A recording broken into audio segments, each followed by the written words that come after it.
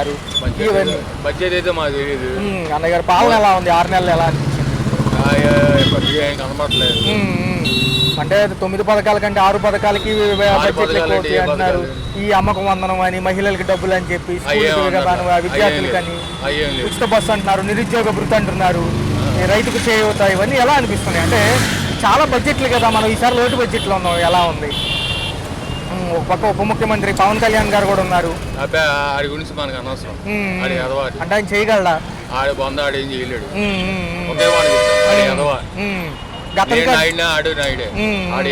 Okay okay. అంటే గత ఎన్నికల్లో కూడా ప్రతిపక్షంలోనే ఉన్నారు, వచ్చారు కదా. అదేం లేదు, తప్ప ఇంకేం. ఓకే. అంటే ఆయనకేమో గ్రామీణాభివృద్ధి శాఖ ఇచ్చారు. మరి ఎలా అనిపిస్తుంది? ఆయన చేయగలరా? ఆయనకు అవగాహన ఉందా? ఓన్లీ స్పీచ్ బట్టి చెప్తారంటారా? అదేం లేదు. మరి ఒక పక్క ముఖ్యమంత్రి చంద్రబాబు గారు డెవలప్మెంట్ అంటున్నారు కదా, ఈసారి డెవలపింగ్ లేదు, ముందు రేట్లు తగ్గిస్తానన్నాడు. సేమ్ రేట్లు, అదే ముందు అదే క్వాలిటీ లేదు, ఏం లేదు, అదే క్వాలిటీ తింటున్నారు. మొన్న అసెంబ్లీలో ఏమన్నారంటే, వీళ్ళు జనరల్గా చెప్తున్నారు ముందు విషయం గురించి. ఓకే. వీళ్ళు ఏమన్నారంటే షాపులు తగ్గిపోయినాయి అంట, రేట్లు తగ్గిపోయినాయి అంట, జనం బాగున్నారంట. రేట్లు లేదు, అదే రేట్లు. షాపులు కూడా పెరిగినాయి కదా. షాపులు పెరిగినాయి, అదే రేట్లు. 30 రూపాయలు తగ్గించాడు. ఈ ప్రభుత్వాలు వచ్చే పనులు ఉన్నాయి అసలు? ఇసుక ఉచితంగా దొరుకుతుందా? ఏదో ర్యాంపుల దగ్గర ఉచితం అన్నారు, అసలు ఏం జరగట్లేదు అంటున్నారు. మరి భవన నిర్మాణ కార్మికులకు ఈసారన్నా చేయూతుంటుందా డెవలప్మెంట్ వైపుగా? ఎందుకంటే గతంలో కన్స్ట్రక్షన్ సాగినాయి కదా కొన్నాళ్ళు, అప్పుడు అభివృద్ధి లేదు. మరి అభివృద్ధి కోసమే ఈసారి జనం ఇటువైపు ఓటేశారు. ఇప్పుడే వచ్చింది, 3 నెలలు 6 నెలలు అవుతుంది, ఏం లేదు. మళ్ళీ ధర్నాలు గిన్నాలు జరుగుతున్నాయి. వాలంటీర్ వ్యవస్థను కంప్లీట్ గా తీసేశారు. 100 రోజులకి ఇదివరకంటే 50 ఏళ్ళకి ఒక వారంటీ, ఇప్పుడేమో 100 ఏళ్ళకి ఒక వారంటీ. 6 నెలల జీతాలు పెండింగ్ ఉన్నాయి. ఎలా అనిపిస్తుంది సార్? మరి ఆయన పెట్టుకుంటారంటారా? అసలు ఇంకా ఛాన్స్ లేదంటారా? మరి ఏంటి మరి ఈ పెట్టుబడులు కానివ్వండి, ఉద్యోగ కల్పనలో ఇంకా వెనకబడిపోతామో ముందుకెళ్తామంటారా? ఇంకా తప్పదు, ఇంకా మనం చెప్పుకోదు. వాళ్ళ లక్షలు 4 ఉంటే మరి రన్నింగ్ చూసుకుంటే నిత్యావసర సరుకుల ధరలు ఎలా ఉన్నాయి? రేట్లు పెరిగిపోయినాయి, క్వాలిటీ లేదు.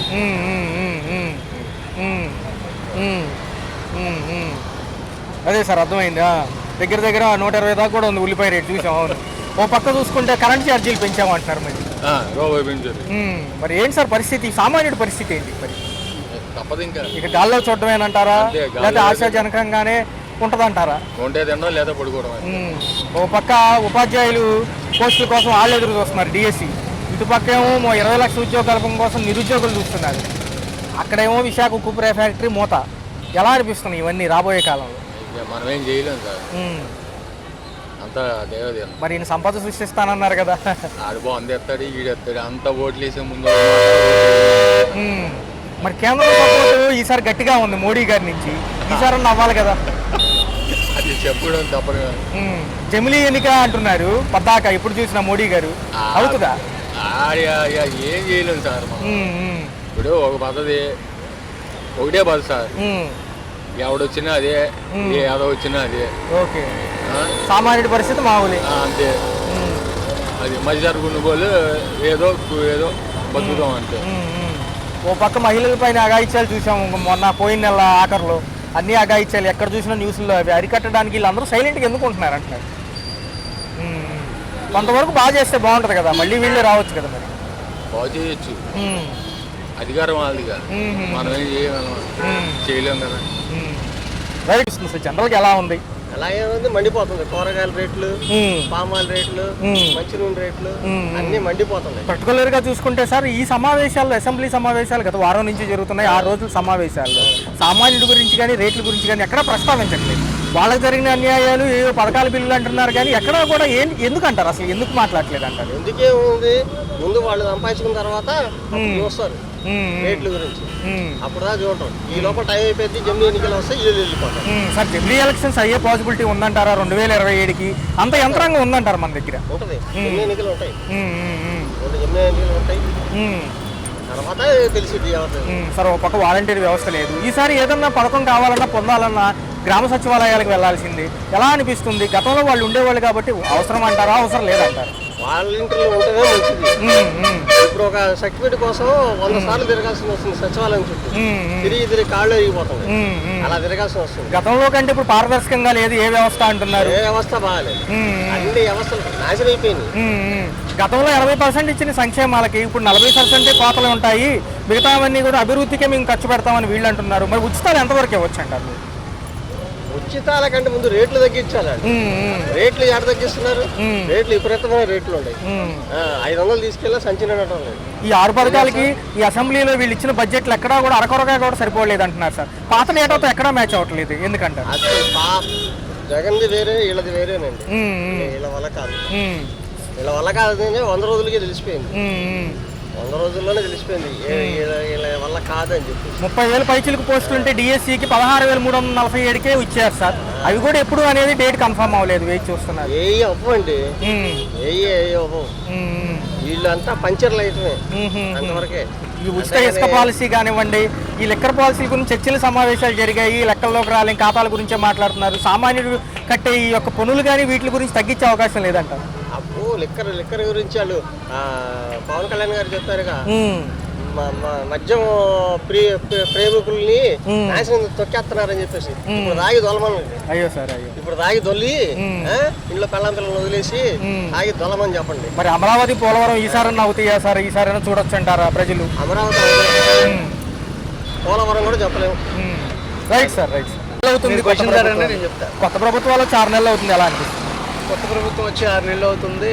మరి సామాజిక మాధ్యమాల్లో రాసినట్టుగా కాకుండా వ్యక్తిగతంగా మాకు తెలిసింది ఏంటంటే, గత ప్రభుత్వంతో పోలిస్తే అసలు విజన్ అనేది ఏంటి, అభివృద్ధి అనేది ఏంటి, పాలన ఎలా జరగాలి, ప్రజలకు ఏమందాలి, అసలు ఏమిస్తే అదేంటి మన రాష్ట్ర సంక్షోభంలో నుంచి ఆర్థిక సంక్షోభం ఎలా ఉండాలి ఏంటి, వాట్ ఈస్ వాట్ అనేది దాన్ని బట్టి పాలన అనేది రన్ అవుతుంది. ఓకే, ఎటువంటి ఇబ్బందులు లేకుండా. మొన్న ఫ్లడ్స్ వచ్చినప్పుడు కూడా సహాయక చర్యలు చాలా బాగా జరిగినాయి. యాక్చువల్లీ చెప్పాలంటే అంత బాగా ఎవరు కూడా చేయలేరు. ఓకే, ఒక ఆ ఏజ్ ముందు సీఎం చంద్రబాబు నాయుడు గారు వయసు రీత్యా కూడా మనం అనుకోవడానికి ఉంది.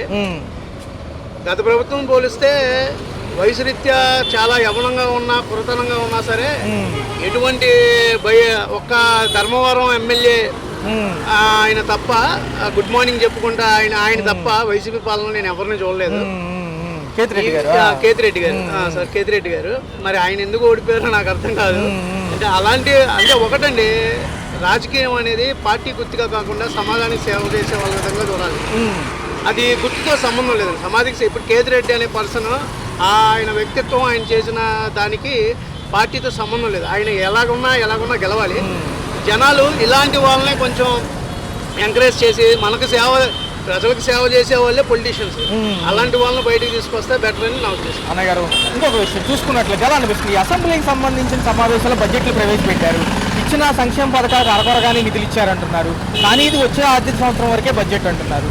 మరి ఇంత పథకాలకి 6 పథకాలకి డబుల్ బడ్జెట్లు పెట్టారు, 9 పథకాలు గతంలో చూశారు, ఎలా అనిపిస్తుంది? ఒకటండి, ఇప్పుడు ఇక్కడ ఆలోచించదగ్గ విషయం ఏంటంటే, మనం సామెత వేసినట్టు చెట్టుకి తగ్గ కాయ అన్నట్టు చెట్టుని చెప్పి కాయ నమ్మేస్తారంటారే. అలాగే గత ప్రభుత్వం ఏం చేసిందంటే, వాళ్ళు పథకాల గురించి వాళ్ళ గవర్నమెంట్ పథకాలు, పార్టీ పరంగా ఉన్న పథకాల మీద కాన్సన్ట్రేషన్ పెట్టిందే కానీ అభివృద్ధి మీద ఏమాత్రం పెట్టలేదు. ఇప్పుడు ఏటా చూస్తే ఇంజనీరింగ్ స్టూడెంట్స్ లక్షల్లో బయటకు వస్తున్నారు రాష్ట్రంలో. ఇప్పుడు ఎవడైనా కానీ స్థానికంగా రాష్ట్రంలో ఉద్యోగం చేయాలి, మా రాష్ట్రంలో మాకు ఉపాధి కల్పించుకోవాలి, ఉపాధి నేర్చుకోవాలని చూసుకుంటారు. వేరే ఇతర రాష్ట్రాలకు వెళ్ళి బాగు చేసి వాళ్ళ రాష్ట్రాన్ని బాగు చేయడం తప్ప ఏమీ లేదు. గవర్నమెంట్ సంస్థలు గవర్నమెంట్ అన్న తర్వాత కొన్ని స్కీమ్స్ పెట్టినప్పుడు స్కీమ్స్ని ఎలా అయితే ఎస్టాబ్లిష్ చేస్తున్నామో అదే వేలో అభివృద్ధి పరంగా కూడా చూసుకోవాలి. ఆ సంస్థలను తీసుకొచ్చి రావాలి, ఉద్యోగ రంగం పెంపొందించాలి, స్కిల్ ఇండియా అనేది పెంపొందించాలి, చేయాలి. కాబట్టి చేయాలి. ఇప్పుడు ఆర్థిక బడ్జెట్ గురించి మీరు మాట్లాడితే, చంద్రబాబు అనే పర్సన్ ఏంటంటే బ్రాండ్ అండి. ఇప్పుడు అదే మీకు ఏదైతే చెప్పినా చెట్టుకి అమ్మితే కాయ అన్నట్టుగా, చంద్రబాబు అనే పర్సన్ ఉన్నంత కాలం ఆటోమేటిక్గా పెట్టుబడులు వస్తూనే ఉంటాయి. ఆర్థిక సంవత్సరం ఇప్పుడు యాక్చువల్ చెప్పాలంటే మనకి సాయం చేయాల్సిన వాళ్ళు ఎంతమైతే ఉన్నారో చంద్రబాబు అనే పర్సన్ చూసి ప్రతి ఏటా సాయం చేయడానికి ముందుకు వస్తారండి. దాంట్లో మనకి ఎటువంటి డోకా లేదు. ఈ పథకాలు వస్తున్నాయనో లేదా పథకాలు పోతున్నాయనో లేదా ఈ డబ్బులు రాలేదనో ఆర్థిక వ్యవస్థ ఈ డబ్బులు రాలేదు ఆ డబ్బులు రాలేదు దానికి సంబంధమే లేదు. చంద్రబాబు అనే టైంలో అవి వస్తూ ఉంటాయి, అభివృద్ధి చేస్తూ ఉంటాయి. రైట్ అన్నయ్య. 6 పథకాల్లో భాగంగానే గ్యాస్ సిలిండర్ అన్నారు, ఎలా అనిపించింది? బాగానే ఉంది పరిపాలన. మేము అదేలే కానీ మేము అది చెప్పకూడదు. బాగానే ఉంది. మాకైతే పడ్డాయి గ్యాస్ డబ్బులు పడ్డాయి, అకౌంట్ లో పడ్డాయి. ఓకే, ఎలా ఇచ్చారు? ఫస్ట్ బండి ఇచ్చారా, తర్వాత డబ్బులు ఇచ్చి డబ్బులు కట్టించుకున్నారు, తర్వాత 2 రోజుల తర్వాత అకౌంట్ లో పడ్డాయి. మరి మరో పక్క చూసుకున్నట్లయితే చంద్రబాబు గారికి సంబంధించి మిగతా పథకాలు అమ్మకు వందనం కానివ్వండి ఇవి కూడా ఇస్తామంటున్నారు. ఒక 6 నెలల సమయం పడుతుంది అంటున్నారు, ఎలా అనిపిస్తుంది? అంటే లోటు బడ్జెట్ ఉంది కదా. మంచిదేగా లోటు బడ్జెట్ చాలా పుడుచుకోవాలి కానీ ఏం పోయింది. మరి ఈసారన్నా మనం అమరావతి పోలవరం చూస్తామంటారా? చూస్తాం కంపల్సరీ.